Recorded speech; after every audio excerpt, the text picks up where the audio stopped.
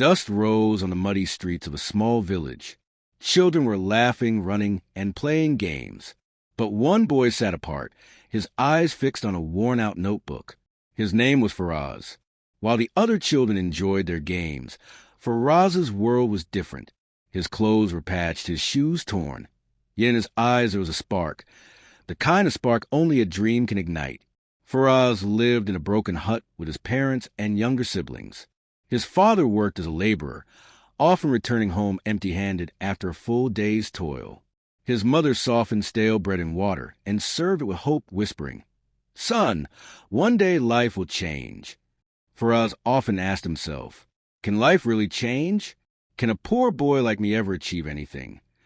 And every time, a voice deep inside him replied, yes, if you keep going with courage and hard work, everything is possible. The school was 3 kilometers away. Every day, Faraz walked barefoot or in torn shoes, rain or shine. His clothes would get soaked in rain, but his passion for education never faded. His teachers admired his dedication, but some children mocked him. Look, the poor boy dreams of becoming successful. He doesn't even have food to eat.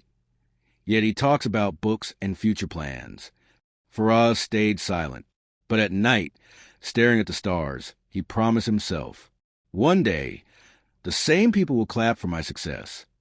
One afternoon, Faraz found an old, discarded book on his way home. He sat under a tree where an elderly man, known as Haji Sahib, often rested.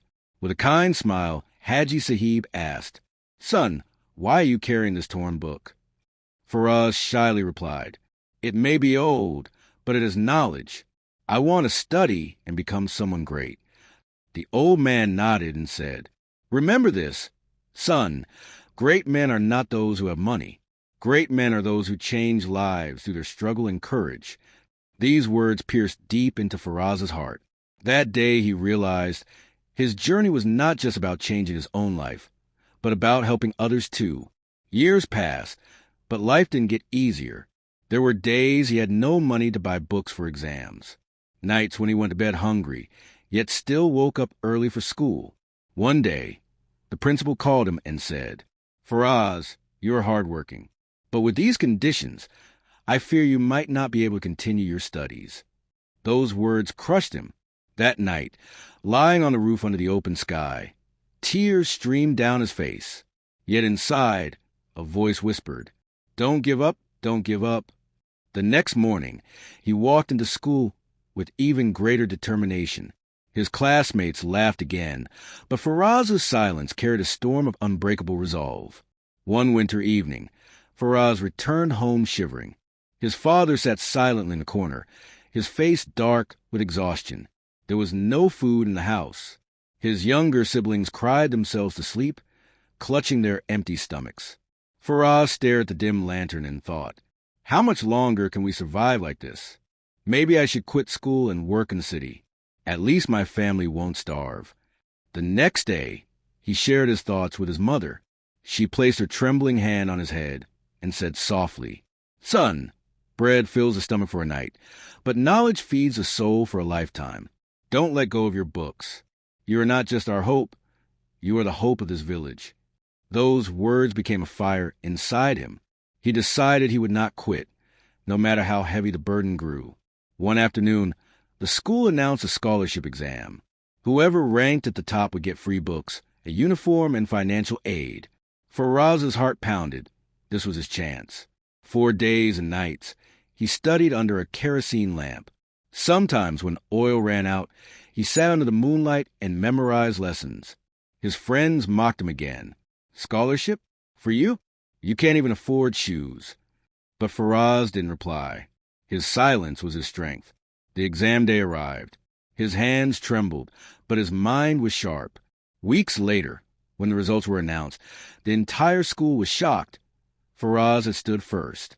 For the first time, the same children who mocked him clapped reluctantly. The teachers praised him. That day, he realized one truth. Hard work speaks louder than poverty. The scholarship helped for a while, but new challenges kept appearing. As studies grew harder, so did responsibilities. His father fell ill and could no longer work. Faraz began working after school, carrying bricks at construction site, cleaning shops, and sometimes polishing shoes at the bus stand. During the day, he worked until sweat drenched his clothes. At night, he returned to his books, fighting sleep with sheer willpower. His hands grew rough, but his heart grew stronger. People around him whispered, "This boy is crazy. He's wasting his time. No poor child has ever made it out of this village."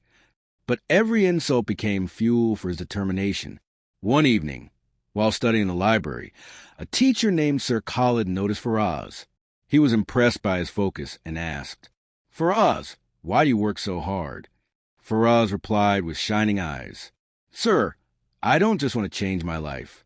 I want to light a fire of hope in every child of my village."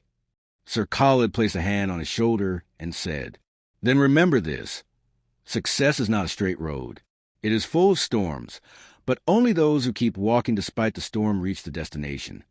From that day, Sir Khalid became his mentor, guiding him, giving him extra books, and most importantly, teaching him how to believe in himself when the world doubted him.